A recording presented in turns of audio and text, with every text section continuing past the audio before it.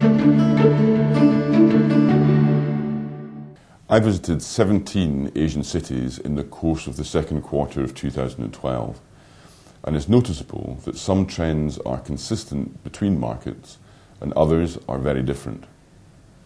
One consistent trend is that whether in Tokyo, Delhi, Shanghai, Singapore or Sydney, the crisis in Euroland is casting a shadow over corporate confidence, and this is causing companies to be hesitant when making decisions on their real estate occupancy.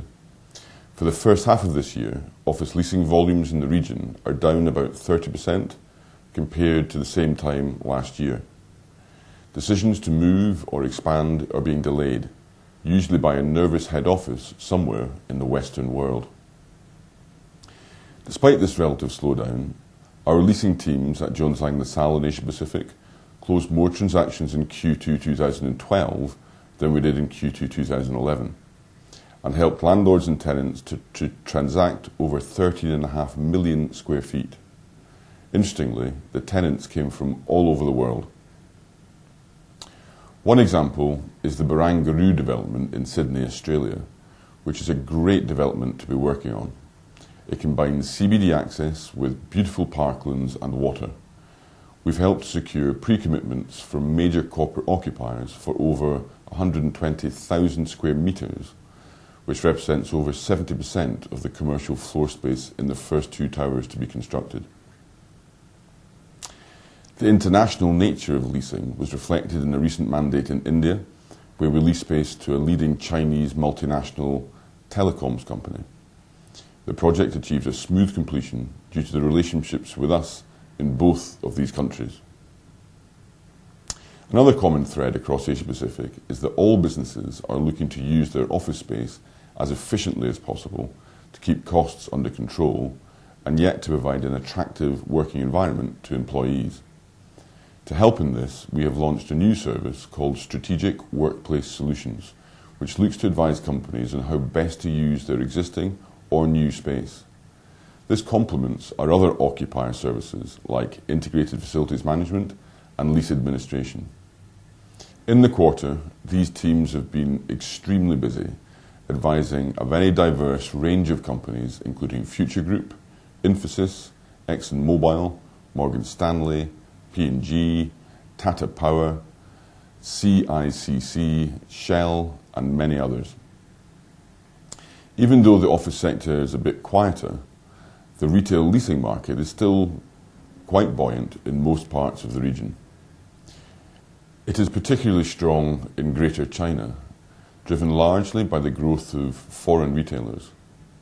Fashion and luxury retailers are aggressively expanding their operations.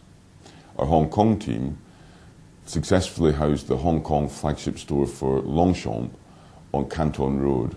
Longchamp leased 8,000 square feet over 3 floors at the Silver Cord. One of the positive impacts of the international economic uncertainty is that commercial real estate is in demand from investors looking for an alternative to equity and bond markets. Money from all over the world, plus a significant amount from Asia, is looking to invest in property to provide both income and medium-term capital growth. In recent months, we've advised on most of the large transactions in Asia Pacific, involving the largest hotel sale in Hong Kong at $305 million, the largest logistics deals at $1.6 billion in Japan, the largest retail sale in Guangzhou at $310 million, a major retail portfolio sale in Australia at $629 million, the largest hotel sale in Australia at $415 million, plus 5 of the largest office sales in Singapore. In recognition of our proven track record in accessing capital from all over the world into the Asia-Pacific real estate market, we won the Best Property Consultancy at the REIW Asia Awards in Singapore in June. So there are some trends in the office retail investment markets which are consistent across Asia-Pacific. There are other trends which are different within the Asia-Pacific region. China is seeking to stimulate domestic demand to replace global demand for its exports. India is in a self-inflicted slump due to political paralysis. Australia's fundamentals remain strong, but local politics are also diluting confidence. Japan is faring well relative to the traumas of 2011. Singapore and Hong Kong continue to deal quite effectively with the slowdown in overall trade. I am confident that we will remain very busy in the second half of the year as our clients seek advice to help them make great real estate decisions in these uncertain times.